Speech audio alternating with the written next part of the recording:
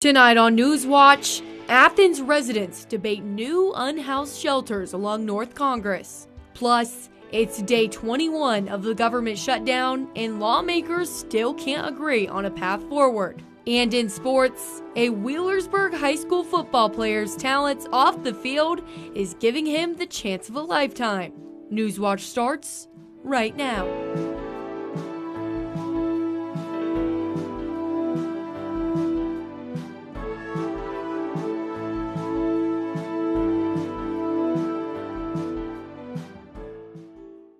Good evening, I'm Morgan Anderson. Welcome to Newswatch. The Conestoga Huts, they continue to work through Athens City Council after a lengthy public hearing last night. Athens residents spoke for over an hour prior to the start of the council meeting. Residents spoke for and against the proposal, and for those in support, there was an urgency to bring the huts to Athens before winter arrives, including Gathering Place Executive Director Ginger Schallenberg. It's really important. I mean, the time is now. Like, I am really grateful because I really feel the whole Conestoga Hut project has been a catalyst for actually us coming together as a community. While she was grateful to see the majority of speakers speak in favor of the huts, a group of college students raised concerns about their safety. However, Schallenberg said the huts would primarily serve women in need and would hold them to high standards. Firefighters successfully put out a fire at an auto parts supply store in Athens County. The York Township Volunteer Fire Department was dispatched to a large fire at McKee Auto Parts yesterday afternoon. 4 trucks brought over a dozen firefighters who fought the flames until 9:30 p.m.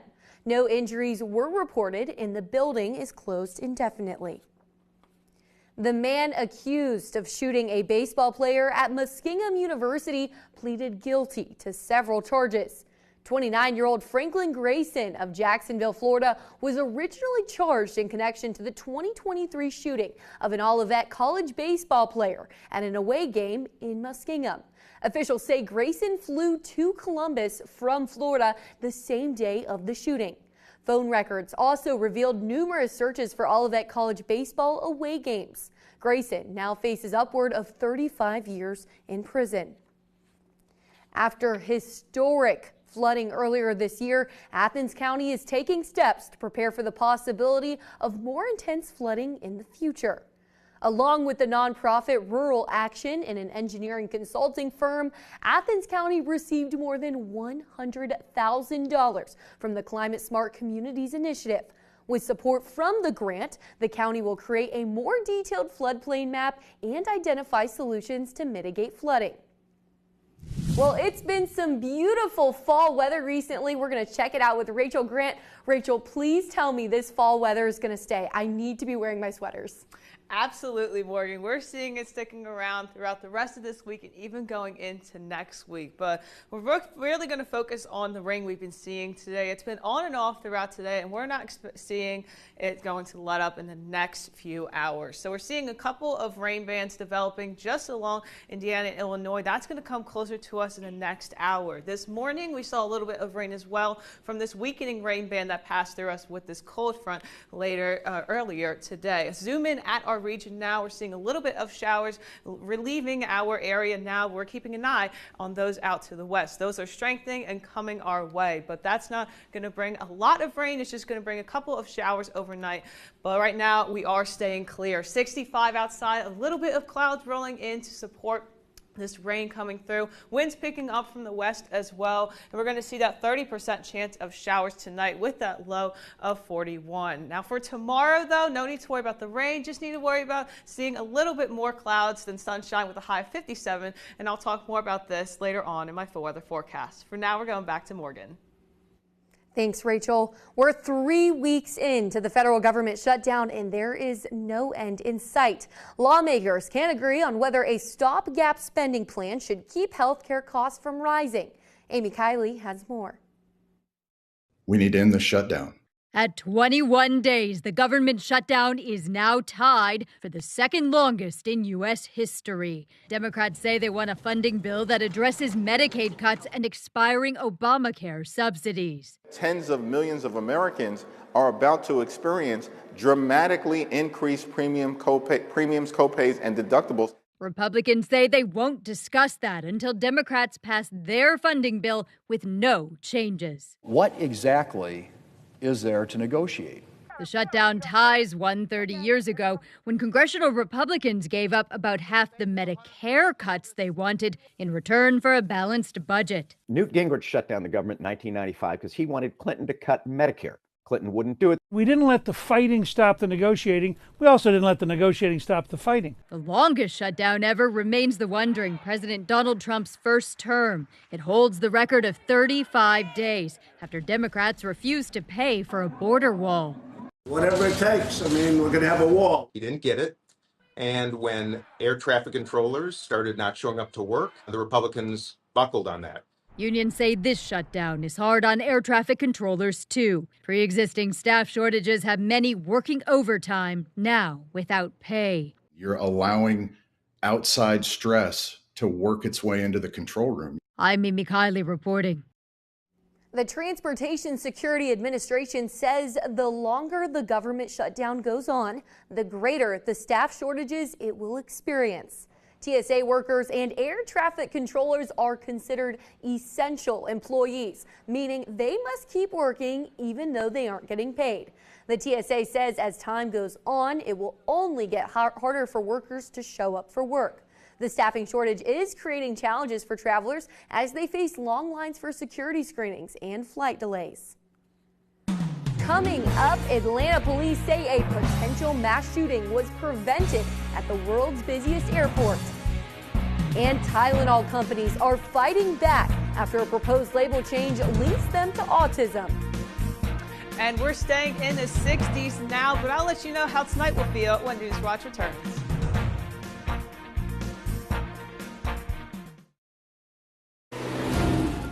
You know this is dangerous stuff to be meddling in, don't you? Oh. All mysteries need to be solved. Pedal to the metal! This is a serious investigation. Game changer.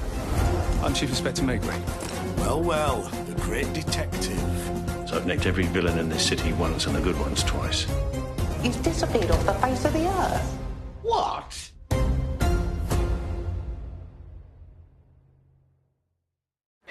On Masterpiece Mystery. At least 3 gunshots and none of you heard anything. Lies. House is full of lies. Did you see who shot him? Why don't you tell me? You're the detective. I trusted you. You're doing everything you can. Don't you judge me. My job is to understand, not judge. You're like a jackal. Let others do the killing and wait for the scraps. Maigret on Masterpiece Mystery. Sunday at 9 on WOUB. Make way for the Queen. The people love me.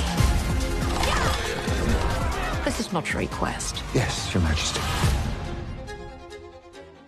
For more than 70 years, WOUB Public Media has been the place where people in our region turn to learn how stories of the past ignite the imagination of the future. It's where information, entertainment, and education work together to inform, enlighten, and inspire generations. It's the place where the community gathers to hear and see our world in new and innovative ways. WOUB, the public media you trust that's worthy of your support.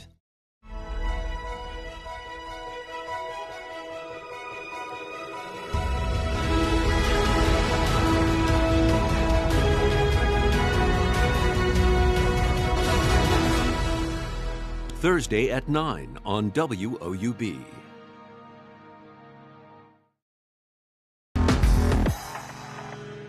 A possible tragedy was avoided at Hartsfield-Jackson and Atlanta International Airport after police arrested a man who planned to shoot it up. Michael Yoshida has more. Billy Joe Cagle arrested Monday inside Hartsfield-Jackson Atlanta International Airport, accused of threatening to, quote, shoot it up. This crisis was averted, but this individual did have a semi-automatic weapon. Officials say family members of Cagle warned police he was armed and heading to the airport. Police say Cagle didn't have a gun on him when officers confronted him inside the terminal, but when they searched his truck parked outside, they did find an AR-15 assault rifle. There were 27 rounds that could have been fired from this weapon inside the airport. We're here today briefing you on a success and not a tragedy because a family saw something and said something. Atlanta's mayor said Cagle had mental health challenges. A friend says he spoke with Cagle on Sunday because he was concerned about some of his recent social media posts. You know, people go through things and people deal with them differently, and unfortunately, Billy, may have made a bad decision here. Atlanta's International Airport is the busiest airport in the world, with more than 108 million people flying through in 2024. Police say Cagle seemed very interested in the TSA check-in area, which was heavily crowded at the time. There's always going to be soft, more exposed areas of an airport as you go to the hardened part, which is, of course, the TSA line. That area is going to be the most congested because people are going from free flow to secure flow. And there's always going to be a buildup, and that's always been a worry. In Washington, Michael Yoshida. So we heard from Rachel earlier, we have a cold front coming through, right? And so, some rain coming in tonight. Now, my brain, Rachel, says, okay, rain, cold outside. Is it colder outside because of the rain? Like, that is my girl math here. So we have a cold front that's driving the rain through our area. Okay. So yes, in a sense, it is colder because it is raining, but the cold is driving the rain. Learn something new every day. Here we go, Rachel Grant. Yeah, but we're seeing a little bit of rain later tonight. That's just lingering around from the cold front that we saw passing through this morning, and then we'll be seeing clouds throughout the rest of the week. This is really the most of the rain that we'll be seeing tonight into tomorrow morning, but for the rest of this week, though, it's just going to be on the cloudier side. Now, today, though, we noticed a little bit dip down in temperatures. That's from this cold front that is currently passing over us right now, starting to pass through by this morning here. Here, we're seeing it all along here, and we're seeing it passing through us overnight. A zoom in at our region here. This is the weakening rain that we've been seeing attached with this cold front.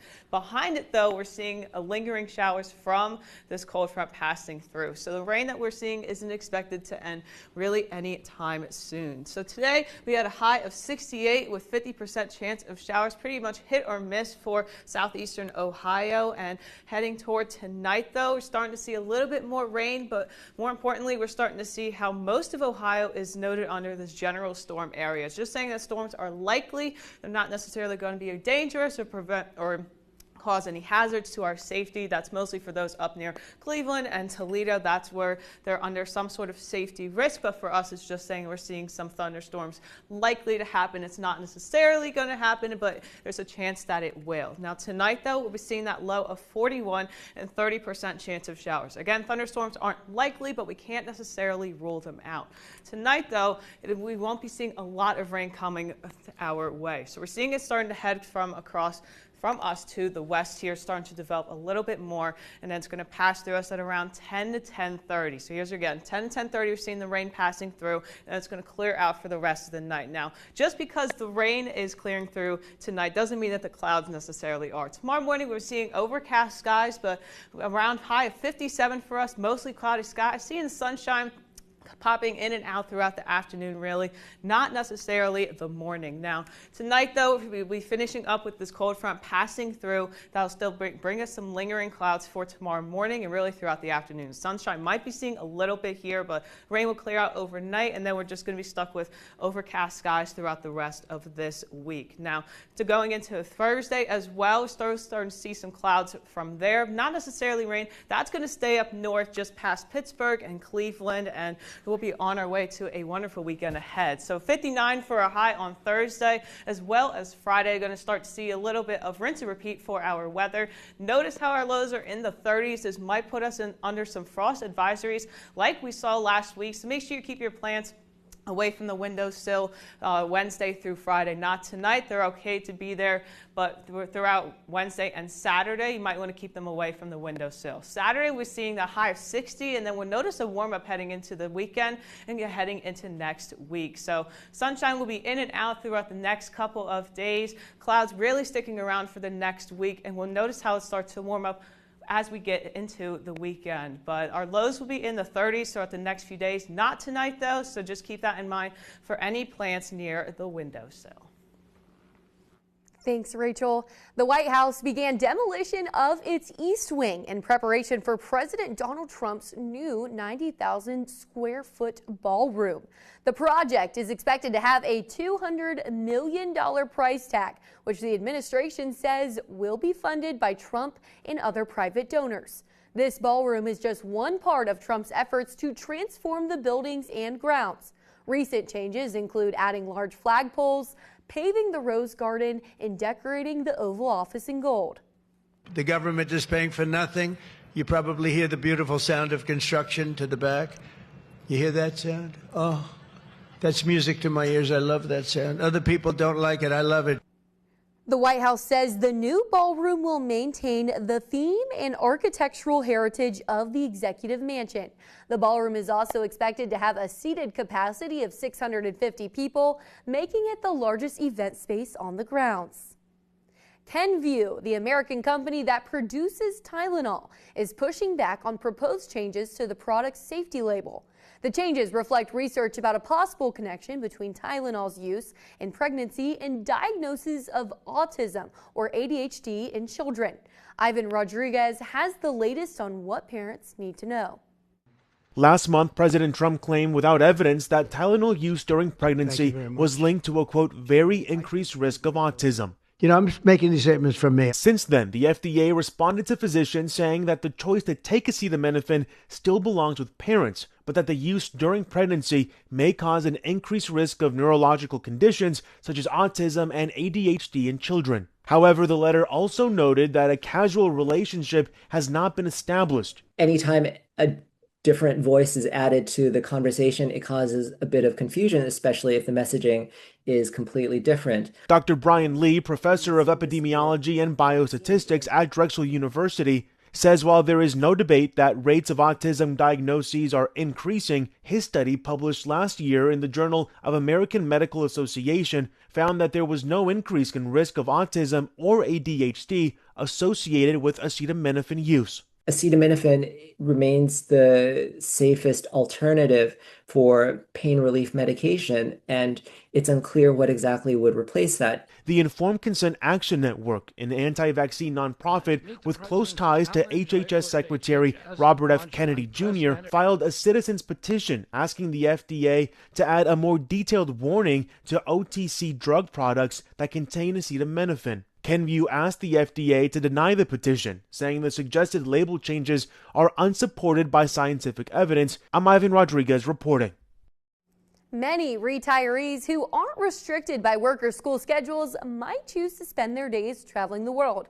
However, an expert says seniors should plan for travel differently than they did in younger years. Mandy Gaither has 4 tips to keep seniors healthy as they check off their travel bucket list.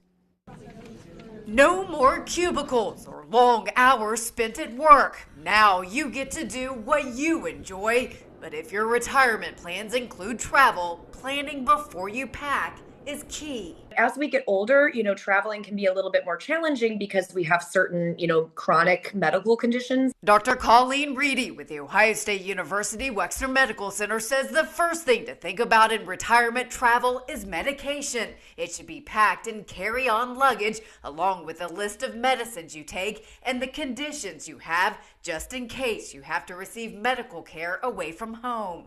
Second, Reedy says to protect yourself from flu, COVID-19, and RSV during respiratory virus season through vaccination. Maybe consider wearing a mask on the plane if you know you don't want to kind of get even just a cold can kind of put a damper on travel plans. Third, Reedy says to protect your legs and feet. Compression socks can help, especially during long car rides or when you're taking a long flight. She says to also pack comfortable shoes that are non-slip and supportive. If you're traveling for more than 4 hours, make sure to stretch legs and move your body. If you're still for that long, that can put you at an increased risk of like a blood clot. And finally, work downtime into your plans. If you push yourself too hard, then you're not going to be able to enjoy it as much as you had hoped. For Health Minute, I'm Mandy Gaither.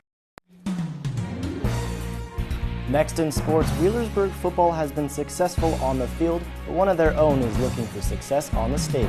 Hear Landon McGraw's story after the break. Mysterious megastructures sprawled across the Arabian desert. Can new technology reveal the secrets behind their ingenious engineering? I've never seen this. It is unbelievable. And the people who built them. This is a once-in-a-lifetime discovery. Ancient Desert Death Trap on Nova. Wednesday at 9 on WOUB. The landscape in Texas is changing all over the state. Once development comes on this island, the habitat's gone. I went on Airbnb and somebody's renting a piece of dirt. I mean, what is Texas without cattle ranches? If taxes get too high, we will have to close this place. Something needed to be done. This is a part of my history that I didn't know. I was like, I have to write about this. Friday at 9 on WOUB. The Cartober fundraising drive is on. Help give back this month by donating your used car, truck, RV, or boat to our station. Donating is easy and it's tax deductible. Just call this toll-free number. Schedule your free pickup, we'll tow it and give you a donation receipt.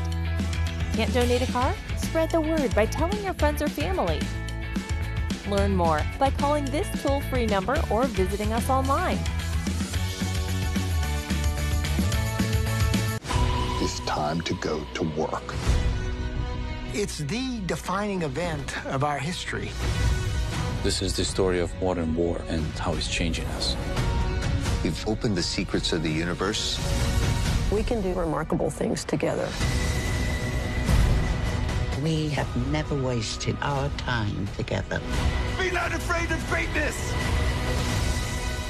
Mission accomplished.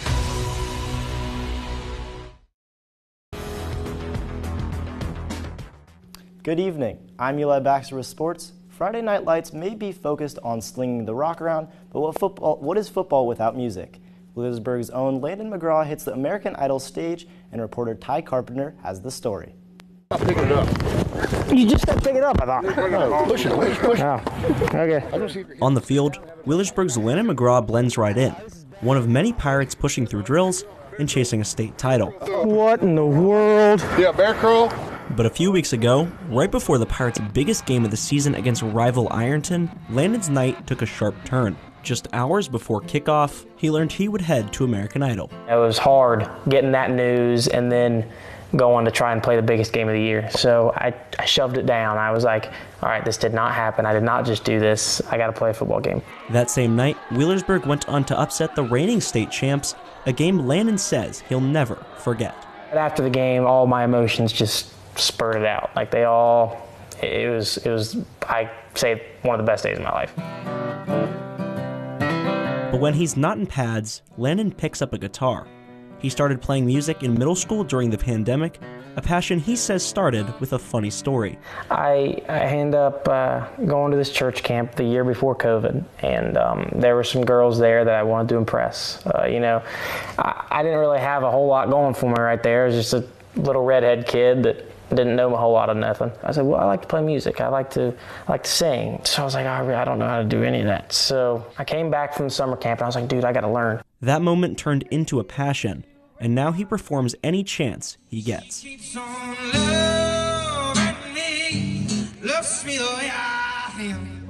I don't even know how to really put it into words, but what I love most is that he's not afraid to do hard things. He spends a lot of time, even though we're telling him to go to bed, he's still singing.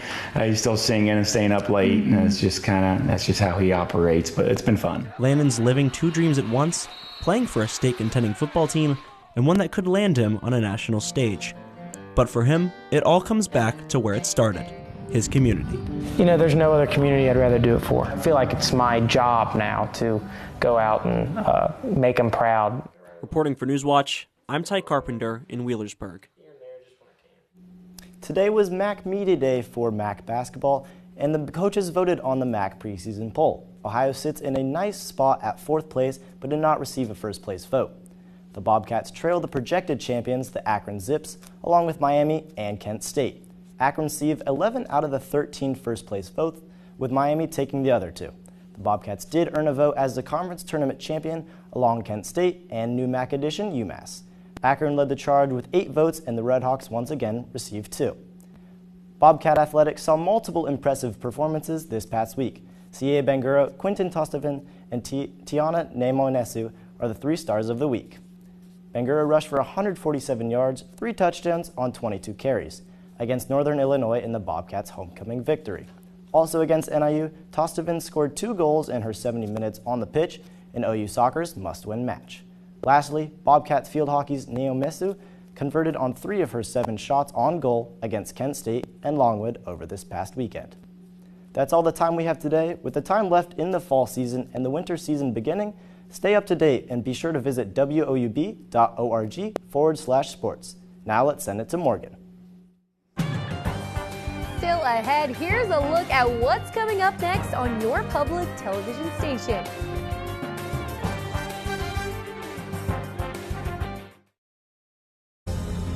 It used to be that the other guy had a bad idea. Now the other guy is a bad guy. Can does not mean should. Decision time. You gotta make a call. Criticism is legitimate. Threats are not. I've had death threats. If this is the way we're gonna start breaking the ice, then let's do it. Tonight at 9 on WOUB.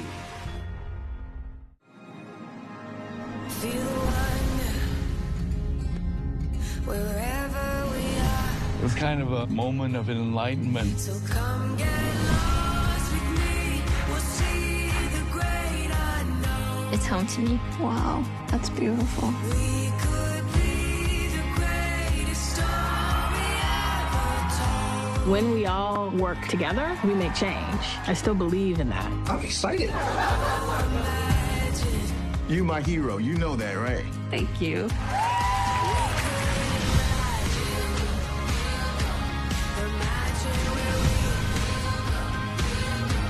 Most people believe that doctors are healers.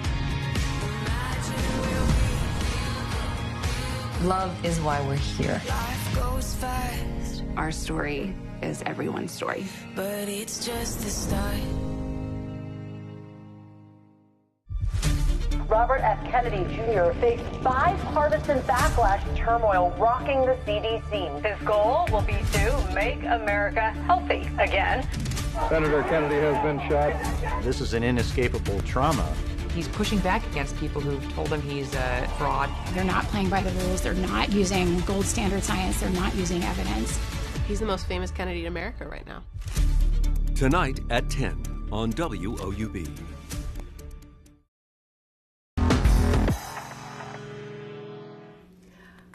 Arguably, it is my favorite time of year. All right, we have fall. We wrapped up county fair season. Circleville Pumpkin Show was last week. Homecoming. So now, okay, Eli, Rachel, we got trunk or treat, trick or treat, and we have Halloween. Are we covering the whole gamut? I think we are. Pretty much everything. Yeah. Okay, so for those who are going, maybe a trunk or treat or a trick or treat this weekend, Rachel, but also for the Halloween block party if you're in Athens, what do people need to be wearing with their Halloween costume? Because I feel like it's going to be a little more than maybe what they thought. Yeah, so we're leaning toward a warm-up, but that'll be during the day. At nighttime for the block party, it's important to have that sweatshirt, that jacket. Definitely don't want to be out wearing tank tops with the costume. You'll definitely be chilly. Eli, change your plan. Yeah, I guess I'll have to. But tonight, though, it's going to be on the chillier side as well. And this weekend, we're leaning toward the 40s as well for our low. 41 tonight, 30% chance of showers hitting at around 10 p.m. Now, Wednesday and Thursday will be along the chillier side for temps in the 50s, and it will be in the 60s for the block party. Well, that sounds great, Rachel. I'll have to wear a jacket. Eli, no tank tops. All right, that does it for our broadcast this evening. Thanks for watching. For all of us here at Newswatch, I'm Morgan Anderson. Stay tuned for the PBS NewsHour coming up next, and have a great night.